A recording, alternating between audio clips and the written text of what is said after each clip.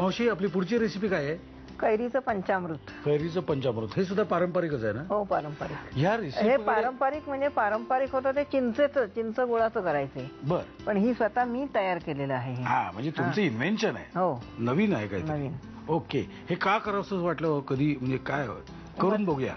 एक 4 दिवसापूर्वी दादरला एक स्पर्धा झाली कैरीचे आंब्याचे पदार्थ आणि आदल्या दिवशी पेपरला मी ते वाचलं. त्याच्यानंतर म्हटलं तर काय करावं, भाग तर घ्यायचा आहे. मग म्हटलं अरे आपण कैरीचं पंचामृत करून बघूया. बर. म्हणून मी ते कैरीचं पंचामृत केलं आणि तिथे सेकंड प्राइज मला मिळालं. क्या बात आहे, अभिनंदन.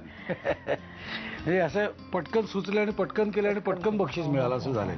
ओके. साहित्य मला सांगता का? सुकं खोबरं ठीक आहे. हा हे सुकं खोबऱ्याचे काप आहे. हे गूळ आहे. हे भाजून किसून भाजलेलं खोबरं आहे. बरं. हे ओलं खोबरं आहे. हे कैरीचा बलक आहे. ओके. हे शेंगदाणे आहेत. हे शेंगदाण्याचं कूट आहे. हे तिळाचं कूट आहे. बरं. हे गोडा मसाला आहे. ओके. आणि हे ऐच्छिक आहे, तुम्ही घालायचं असेल तर घालू शकता, अदरवाईज नाही घातलं तरी चालतं. टाळण्यासारखं. हा. मोहरी, हळद, तिखट आणि मीठ. ओके. साहित्य बघितले. आता जाऊया आपण प्रत्यक्ष कृतीकडे. इथे आपण तेल तापत ठेवलेलं आहे. आता हे टाकायचे, मोहरी टाकायची तुडतुडून. आता काय? त्याच्यानंतर हळद, तिखट, पाणी आणि बाऊल. हा बाऊल आहे. आणि हे खोबरं टाकायचं. कुठलं हे? नाही हे ओलं खोबरं. दाणे. बस. आणि हे पण थोडं घाला. ते आता मोडून घालते मी. जास्त मोठं नको ना? हा. आणि शेंगदाणे अख्खे ना? हो. शेंगदाणे घातले आणि हे हलवते तोपर्यंत हे पाणी याच्यात घ्यायचं का? हा पाणी घ्यायचं याच्यात. बस. बस. ते थोडं याच्यात घाला, थोडं पाणी, थोडं. बस. आता ते सगळं साहित्य जे आहे ना इथे हे गोडा आधी पहिले हे घाला, दाण्याचं कूट. ह्याच्यात घालू का डायरेक्ट? हा. किती बघा. हा बस. तिळाचं कूट घ्या किंवा मसाला घ्या थोडा. हा चालेल. थोडं. ओके. तिळाचं कूट घ्या. किती? हा बस. हे मिक्स करू का आता? हो. पण हे असं का करतोय आपण? आणि हे पण घाला खोबरं. आणि ह्याच्यात ओतायचं आहे ते.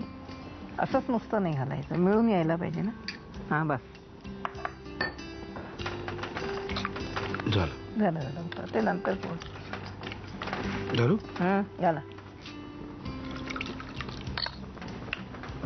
आता मीठ घाला.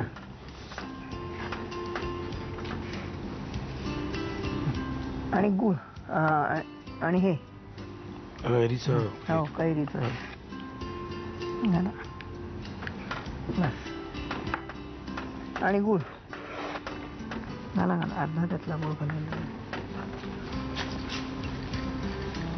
आता हे घाला.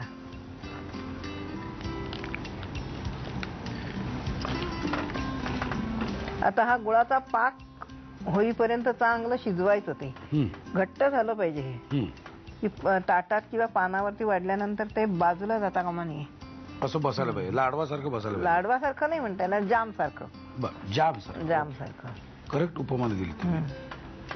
हे झालेलं आहे. हा झालं ना? First class. आणि हे आपल्याला गोड पदार्थ म्हणूनच खायचं आहे ना? हो गोड खा. जास्त तिखट केलं तर तिखट मिठासारखं होऊ शकतं. गोड हे कशाबरोबर पण हे कशावरही खाऊ शकता तुम्ही. टेस्ट म्हणून खाऊ शकता, पोळीशी खाऊ शकता, ब्रेडशी खाऊ शकता, वडे म्हटलं ते वड्यांचं बरोबर खाऊ शकतो. ओके. त्याला असं काही बंधन नाहीये. ओके. आपलं हे तयार झालेलं आहे. आमच्या गप्पासह दणकून झालेले आहेत. काय आता भूक सुद्धा लागलेली. तुम्हाला माहिती आहे ना, एक जरा असं बोलत राहिलं ना की मला भूक लागायला लागते. भूक लागलेली मला टेस्टिंग करायचं आहे. तुम्ही लिहून घ्या साहित्य आणि कृती. पंचामृत बनवण्यासाठी लागणारं साहित्य: सुक्या खोबऱ्याचे तुकडे, गूळ, भाजून वाटलेलं सुकं खोबरं, ओलं खोबरं, उकडलेल्या कैरीचा गर, शेंगदाणे, शेंगदाण्याचं कूट, तिळकूट, ड्रायफ्रुट्स, तिखट, हळद आणि मोहरी. कृती: प्रथम कढईमध्ये तेल गरम करून त्यामध्ये मोहरी, हळद, तिखट, ओलं खोबरं, ओल्या खोबऱ्याचे तुकडे आणि शेंगदाणे घालून मिश्रण परतून घ्यावं.